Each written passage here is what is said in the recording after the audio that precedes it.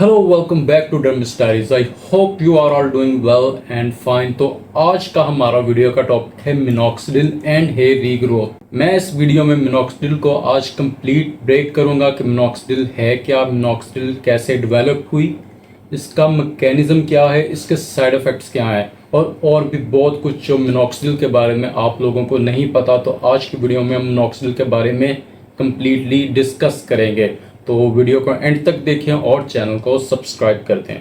Minoxidil एक hair loss की medicine है जो कि मेल्स में एंड्रोजेनिक एलोपेशिया यानी मेल पैटर्न बॉल्डनेस के लिए इस्तेमाल होती है और ये पिछले 40 साल से एक वाहिद एफडीए अप्रूव्ड सॉल्यूशन है जो कि हेयर लॉस को रोकने के साथ साथ हेयर रीग्रोथ भी करवाता है। सो मिनॉक्सिडिल के बारे में अब जान लेते हैं कि मिनॉक्सिडिल डेवलप कैसे हुई थी। मिनॉक्सिडिल 96 में as a hypertension pill develop की गई थी। तो जब ये ट्रायल्स में गई तो इसके यूजर्स ने एक साइड इफेक्ट रिपोर्ट किया और वो साइड इफेक्ट ये था कि जो यूजर इसको एज अ हाइपरटेंशन पिल इस्तेमाल कर रहे थे उनके हेयर लॉस में काफी ज्यादा वाज़ेह कमी आ रही थी और उनको हेयर रीग्रोथ भी देखने को मिल रही थी। मिनॉक्सिडिल टैबलेट के साइड इफेक्ट को देखते हुए साइंटिस्ट ने इसका टॉपिकल सॉल्यूशन बनाया और ट्रायल स्टार्ट किए। तो इसके इस बेनिफिट और रिजल्ट के कारण इसको एफडीए ने मेल पैटर्न हेयर लॉस के लिए अप्रूवल दे दी और ये आज तक एक 40 साल से वाहिद एफडीए अप्रूव्ड सॉल्यूशन है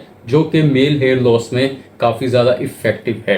तो ये मिनॉक्सिडिल का एक ओवरव्यू था। तो अब हम बात कर लेते हैं मिनॉक्सिडिल के मैकेनिज्म के ऊपर कि मिनॉक्सिडिल किस तरह से काम करती है। मिनॉक्सिडिल के मैकेनिज्म में बात यह है कि मिनॉक्सिडिल स्कैल्प पर ब्लड सर्कुलेशन को इम्प्रूव करके हेयर रीग्रोथ करवाता है। लेकिन यहाँ पर मैं एक बात ये भी ऐड करना चाहता हूँ कि बहुत सारे दूसरे मॉलिक्यूल्स भी हैं जो कि स्कैल्प पे ब्लड सर्कुलेशन को बढ़ाते हैं, लेकिन मिनॉक्सिडिल से ही हेयर रीग्रोथ क्यों होती है।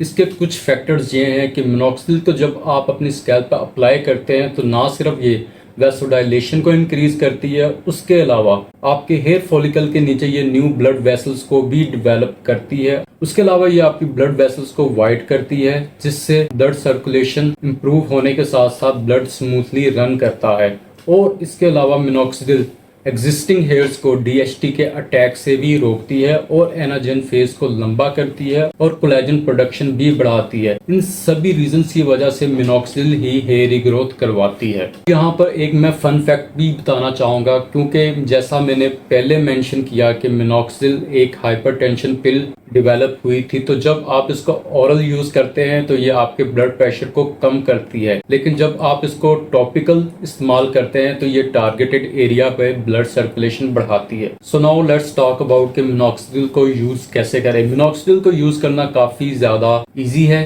इसे 1 ml मॉर्निंग में और 1 ml इसे नाइट में अपने स्कैल्प पे अप्लाई करें। इसके अलावा आप मिनॉक्सिडिल को 1 ml भी डेली इस्तेमाल कर सकते हैं क्योंकि मैं खुद भी मिनॉक्सिडिल को 1 ml डेली ही यूज करता हूं और इससे इसकी इफेक्टिवनेस कम नहीं होती। तो अब यहाँ पे हम बात कर लेते हैं कि हमें 1 ml मिनॉक्सिडिल के बारे में कैसे पता लगेगा। अगर आप मिनॉक्सिडिल को स्प्रे फॉर्म में यूज कर रहे हैं तो इसका इजी आंसर ये है कि आप जब इसे 6 टाइम्स स्प्रे करेंगे तो उससे 1 ml मेडिसिन बाहर आती है। और अगर आप इसे ड्रॉपर की फॉर्म में यूज कर रहे हैं तो ड्रॉपर पर ऑलरेडी इंडिकेटर 1 ml का अवेलेबल होता है जिसको आप देख के मिनॉक्सिडिल को 1 ml अपनी स्कैल्प पे अप्लाई कर सकते हैं।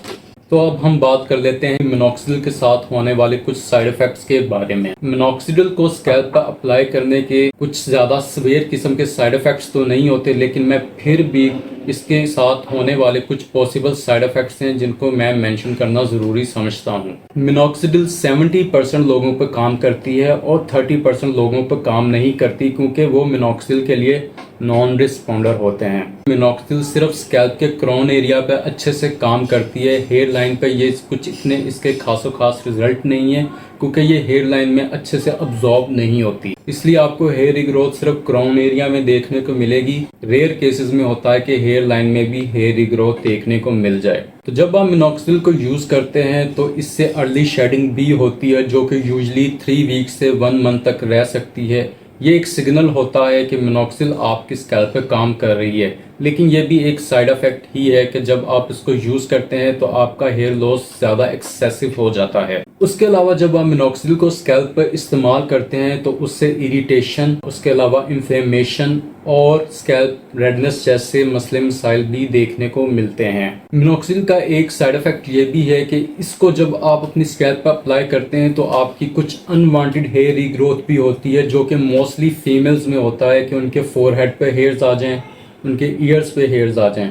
इसके अलावा मेरी नज़र में मिनॉक्सिडिल का जो सबसे बड़ा साइड इफ़ेक्ट है वो ये है कि जब आप मिनॉक्सिडिल को स्कैल्प पे अप्लाई करते हैं तो with the passage of time इसकी इफ़ेक्टिवनेस और इसकी एफिकेसी कम हो जाती है, क्योंकि हमारी बॉडी मिनॉक्सिडिल को रिस्पॉन्ड मज़ीद नहीं कर रही होती और ये टॉलरेंस डेवलप कर लेती है। इस साइड इफेक्ट को कवर करने के लिए यूरोपियन एक कंपनी ने मिनॉक्सिडिल बूस्टर भी लॉन्च किया है, जो कि मिनॉक्सिडिल की एफिकेसी को दोबारा से जनरेट कर देता है। और इसके अलावा जो नॉन रिस्पॉन्डर मिनॉक्सिडिल यूजर्स होते हैं तो उनमें भी मिनॉक्सिडिल रिस्पॉन्ड करना स्टार्ट कर देती है। फिलहाल ये मिनॉक्सिडिल बूस्टर पाकिस्तान में अवेलेबल नहीं है। इस मिनॉक्सिडिल बूस्टर के बारे में हम किसी और वीडियो में बात करेंगे। अब मैं पाकिस्तान में मौजूद मिनॉक्सिडिल के कुछ अच्छे ब्रांड्स यहाँ पे मेंशन कर देता हूँ, जैसे मिनॉक्सिन, हेयर मैक्स, फॉलीग्रो। मेरी नज़र में मिनॉक्सिन ब्रांड सबसे ज़्यादा बेस्ट है। तो ये था मिनॉक्सिडिल के बारे में एक कंप्लीट ओवरव्यू। अगर आपको स्किन और हेयर रिलेटेड कोई इशू है तो आप मुझे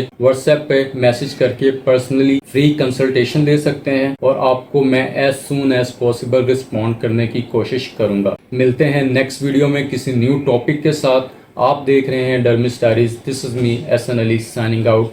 थैंक यू।